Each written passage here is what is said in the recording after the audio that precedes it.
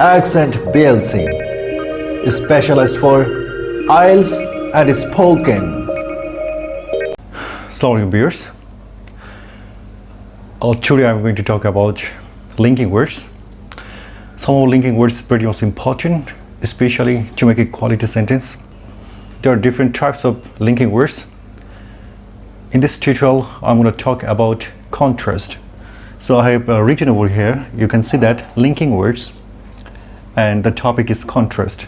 So in terms of the contrast, we use couple of words. Those are despite, in spite of, though, although, even though. That means we simply write or make a contrast sentence by using those words. So I'm going to let you know how we can use those words to make a sentence. So এখানে কতগুলো rule আছে, তার মানে চারটা rule আছে specifically, যার মাধ্যমে আমরা কন্ট্রাস্ট সেন্টেন্স মেক করতে পারি। তো rule number 1, so rule number 1, being ব্যবহার করা। যদি টু বি ভার্ব থাকে কোনো সেন্টেন্সের মধ্যে, সেক্ষেত্রে বিং ব্যবহার করে আমরা একটা কন্ট্রাস্ট সেন্টেন্স মেক করতে পারি, স্পেসিফিকলি ডেসপাইট এবং ইনস্পাইট অফের জন্য। অর্থাৎ ডেসপাইট এবং ইনস্পাইট অফ দিয়ে যদি সেন্টেন্স মেক করতে চাই, সেই ক্ষেত্রে টু বি ভার্বের পরিবর্তে বিং ব্যবহার করতে পারি। আর যদি এগুলো দিয়ে সেন্টেন্স মেক করতে চাই, সেক্ষেত্রে আর বিং ব্যবহার করার প্রয়োজন নেই। সো আমি একটা সেন্টেন্স এখানে লিখছি, খুব সহজ একটা সেন্টেন্স লিখব। He is rich,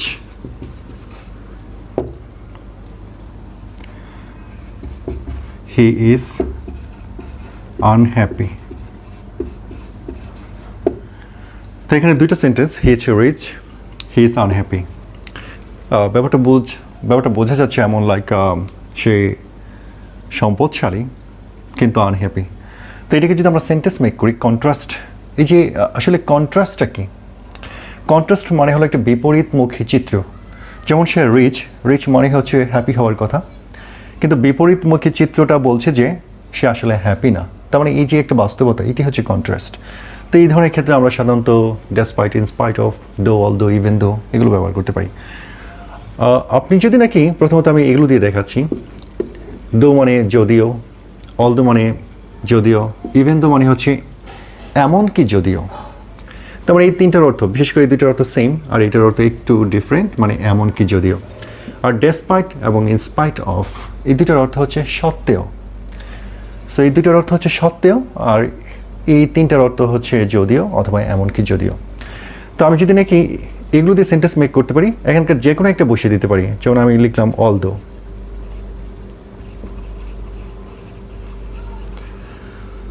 although he is rich, এখানে একটি কমা দেব, he is unhappy। তার মানে কোনো পরিবর্তন নেই সেই অর্থে, শুধু আমি সামনে অলদো দিয়ে দিয়েছি। although he is rich, he is unhappy। তার মানে যদিও সে ধনী, তবুও সে আনহ্যাপি। তবে অলদো, দো, ইভেন দো এগুলো দিয়ে সেন্টেন্স মেক করতে গেলে স্টুডেন্টরা সাধারণত যে জায়গায় ভুল করে, সেটা হলো এই দো, অলদো, ইভেন দো ব্যবহার করার পর এখানে এসে একটা বাট ব্যবহার করে দেয়। মানে although he is rich but he is unhappy. তবে এটা একটা মস্ত বড় ভুল, কখনোই এখানে বাট বসানো যাবে না। কারণ এই অলদো মানেই পাশাপাশি বাট আছে, দো মানেই পাশাপাশি বাট আছে, ইভেন দো মানেই পাশাপাশি বাট আছে।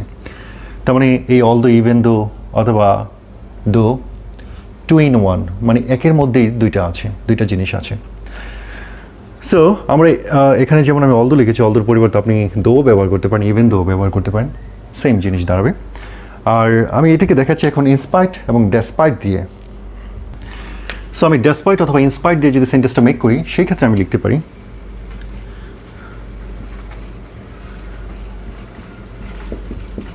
ডেসপাইট অথবা ইনস্পাইট আমি লিখতে পারি। আমি স্পেস এখানে কম যাওয়ার জন্য সেটা লিখছি না। তো আমি বলেছিলাম যে বিং লিখব। তো এখানে এই যে ইজ আছে, ইজটি হচ্ছে আপনার টু বি ভার্ব। এই টু বি ভার্বের কারণে আমরা এখানে বিং লিখব। Despite being rich, he is unhappy. মানে রিচ হওয়া সত্ত্বেও সে অসুখী। তা যেটা আমি আগে বলেছিলাম, ডেসপাইটের পরিবর্তে আপনি ইনস্পাইট অফও লিখতে পারেন, অর্থটা সেম দাঁড়াবে। তো এইটা হচ্ছে আমাদের রোল নাম্বার 1। তো আমি যেখানে দেখাচ্ছি যে যদি আমরা ডেসপাইট এবং ইনস্পাইট ব্যবহার করি সেই ক্ষেত্রে আমরা এই অক্সিলারি ভার্বের পরিবর্তে বিং ব্যবহার করতে পারি, তার কোনো পরিবর্তন হবে না, বাকি পরের সেন্টেন্সটা সেম থাকবে। এইভাবে আমরা একটা কন্ট্রাস্ট সেন্টেন্স মেক করতে পারি। সো আমি পরবর্তী রোল মানে রোল নাম্বার 2-তে মুভ করছি। সো আমি রোল নাম্বার 2-তে মুভ করছি। এখানে আমি লিখেছি roll number 2 V1 plus ING for main verb, অর্থাৎ যদি আমার সেন্টেন্সের মধ্যে মেইন ভার্ব থাকে তাহলে সেই মেইন ভার্বটাকে আমরা জেরান্ট করে দেবো, অর্থাৎ ভার্বের প্রেজেন্ট ফর্মের সাথে ING যোগ করে দেবো। সেক্ষেত্রে মেইন ভার্ব যদি থাকে তবেই।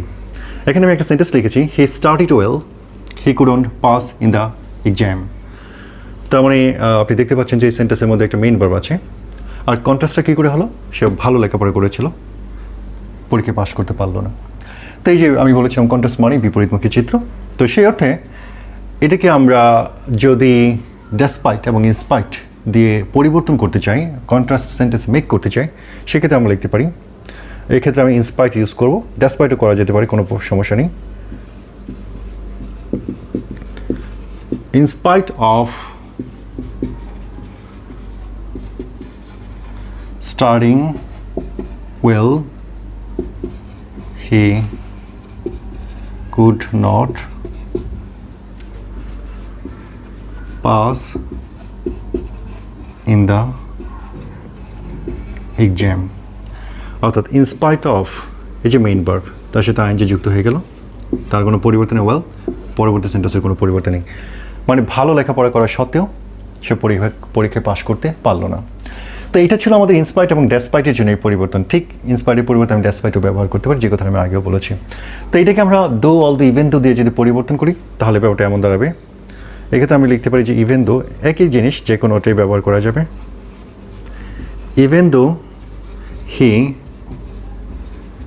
Studied well he could not pass in the exam. শুধু এই জিনিসটা আগে বসে যাবে, আর কোনো পরিবর্তন নেই।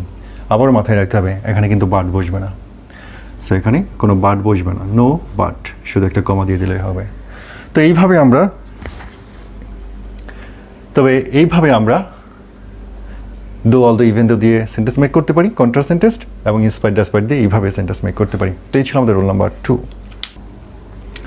তো এখানে রোল নাম্বার 3 আমি একটা সেন্টেন্স লিখেছি he was sick he came to the class. মানে ব্যাপারটা বোঝা যাচ্ছে যে সে সিক ছিল, সে ক্লাসে এসেছিল, অর্থাৎ সিক থাকা সত্ত্বেও সে ক্লাসে এসেছিল। তো এটাকে আমরা এই নিয়ম দিয়ে করতে পারি রোল নাম্বার 3 দিয়ে, অর্থাৎ আমরা এটাকে নাউন করে দেবো অথবা একটা ফ্রেজাল নাউন আসতে পারে, এটা সেন্টেন্স বেঁধে। তো নাউন অথবা নাউন ফ্রেজাল নাউন কখন আসবে, কীভাবে আসবে সেই জিনিসটা আমি আপনাদেরকে দেখাচ্ছি। তবে এই যে জিনিসটা এটা শুধুমাত্র ইনস্পাইট এবং ডেসপাইটের জন্য আসবে। সো আমি এটাকে ইনস্পাইট এবং ডেসপাইট দিয়ে করব। যেমন আমি ডেসপাইট ইনস্পাইট যাই লিখি কারেক্ট, নো সমস্যা, I mean no problem. Despite এখানে হি আছে যে এটা একটা পসেসিভ ফর্ম বসবে, ডেসপাইট হিজ সিকনেস। এই যে সিকনেস এটাকে আমি নাউন করে দিয়েছি, সিক এটা একটা অ্যাডজেক্টিভ, সিকনেস এটা একটা নাউন। ডেসপাইট হিজ সিকনেস এই জিনিসটা মাথায় রাখতে হবে, সাবজেক্টের প্যাসিভ পসেসিভ ফর্ম বসবে। সো আমি এটা পসেসিভ ফর্ম করে দিয়েছি, despite his sickness comma he came to the class. So আমি এখানে in spite of his sickness he came to the class, মানে অসুস্থতা সত্ত্বেও সে ক্লাসে এসেছিল। সো এইভাবে আমরা এটাকে কন্ট্রাস্ট সেন্টেন্সে রূপান্তর করতে পারি। আমরা দো অল দো ইভেন দো দিয়ে করতে পারি, সেক্ষেত্রে কোনো পরিবর্তন আসবে না। আমি এখানে যদি দো লিখি, though he is sick he came to the class. So আপনি দেখতে পাচ্ছেন যে যদি আমরা দো অল দো ইভেন দো ব্যবহার করি সেক্ষেত্রে সেন্টেন্সগুলো মানে দুইটা সেন্টেন্স যে দেওয়া থাকে সেই সেন্টেন্সগুলো কোনো পরিবর্তন হয় না, অ্যাকচুয়ালি শুধু সামনে বসে যায়, মাঝখানে একটু কমা বসবে, জব ইজ ডান। তো এইভাবে সাধারণত আমরা কন্ট্রাস্ট সেন্টেন্স মেক করতে পারি। সো আমরা রোল নাম্বার 4টাকে একটু ফলো করি। সো রুল নাম্বার 4 সেখানে বলা হচ্ছে যে দ্য ফ্যাক্ট দ্যাট, অর্থাৎ ইনস্পাইট অফ এবং ডেসপাইট তাদের যদি সেন্টেন্স মেক করতে চাই তাহলে আমরা দ্য ফ্যাক্ট দ্যাট এই ফ্রেজটা ব্যবহার করেও কন্ট্রোল সেন্টেন্স মেক করতে পারি। তো আমি এখানে একটা সেন্টেন্স লিখেছি, ইট রেইনড ইয়েস্টারডে, গতকাল বৃষ্টি হয়েছিল, উই এনজয়েড দ্য পার্টি, আমরা পার্টি এনজয় করেছিলাম। তার মানে হচ্ছে যে বৃষ্টি হয়েছিল গতকাল, তারপরে আমরা পার্টিটাকে এনজয় করেছিলাম, ব্যাপারটা এমনই বোঝাচ্ছে। তো আমি এটাকে ইনস্পাইট দিয়ে যদি করি, in spite of the fact that it rained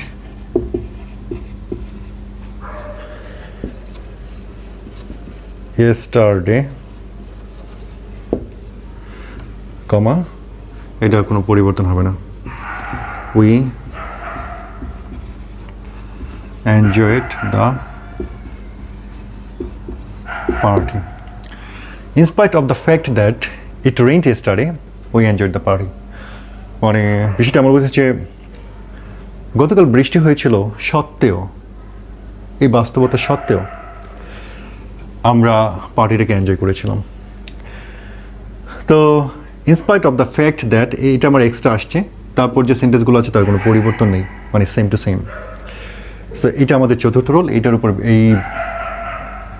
এইভাবে আমরা সেন্টেন্স মেক করতে পারি ডেসপাইট এবং ইনস্পাইট অফ দিয়ে। আর যদি দো অল দো দিয়ে ব্যবহার করি তাহলে শুধু, যেমন আমি এবার ইভেন দো দিয়ে করলাম,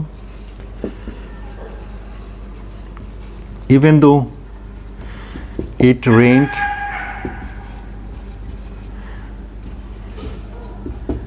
yesterday, we enjoyed the party. এমনকি যদিও গতকাল বৃষ্টি হয়েছিল আমরা পার্টিটাকে এনজয় করেছিলাম। তো ইভেন দো অল দোর ক্ষেত্রে কোনো পরিবর্তন হয় না সেন্টেন্সে, যেটা আমি আগেই বলেছিলাম, এখানে তাই সত্য। তার মানে অল দো ইভেন দো দিয়ে সেন্টেন্স মেক করে খুবই সহজ, কন্ট্রাস্ট সেন্টেন্স মেক করে খুবই সহজ, শুধুমাত্র আগে বসিয়ে দিলেই হলো। মাঝখানেও বসতে পারে, সেন্টেন্স দুটোর মাঝখানেও বসতে পারে। আর যদি ইনস্পাইট এবং ডেসপাইট দিয়ে করি সেক্ষেত্রে কিছু টেকনিক্যাল ইস্যু রয়ে যায়। তো টেকনিক্যাল ইস্যু এই চারটা যেটা আমি দেখালাম এই টিউটোরিয়ালের মাধ্যমে, এই চারটা যদি আপনি মনে রাখতে পারেন, ফলো করতে পারেন, দ্যাট ইজ ডান। সো এইভাবে আমরা কন্ট্রাস্ট সেন্টেন্স মেক করতে পারি, দো, অল দো, ইভেন দো এবং ডেসপাইট, ইনস্পাইট দিয়ে। সো আরেকটা কথা আমি পাশাপাশি বলে রাখি, আপনি যদি অভ্যস্ত হয়ে উঠতে চান তাহলে নিশ্চয়ই আপনাকে প্রচুর পরিমাণে প্র্যাকটিস করতে হবে। প্রত্যেকটা দিয়ে আপনাকে 10টা করে সেন্টেন্স মেক করা উচিত। আপনার ইনস্পাইট দিয়ে 10টা সেন্টেন্স মেক করেন, ডেসপাইট দিয়ে 10টা সেন্টেন্স মেক করেন, অলদো ইভেন দো দিয়ে খুব বেশি দরকার নেই, 5টা সেন্টেন্স মেক করলেই হবে। তো এইভাবে আপনি অভ্যস্ত হয়ে উঠতে পারেন। সো সামহাও 10টা করে সেন্টেন্স, এটা আপনার হোমওয়ার্ক। সম্ভব হলে আমি যে টিউটোরিয়াল দিচ্ছি, টিউটোরিয়ালের নিচে অর্থাৎ আমার যে কমেন্ট অপশন থাকবে, ইউটিউবের মধ্যে কমেন্ট অপশন থাকবে, ফেসবুকের মধ্যে কমেন্ট অপশন থাকবে, আপনারা চেষ্টা করবেন কম করে হলেও 5টা, ডেসপাইট দিয়ে 5টা, ইনস্পাইট অফ দিয়ে 5টা সেন্টেন্স লিখে কমেন্ট বক্সে আমাকে দেখাবেন। সো আমি আপনাদেরকে ফিডব্যাক দেবো। Thank you very much for watching this tutorial.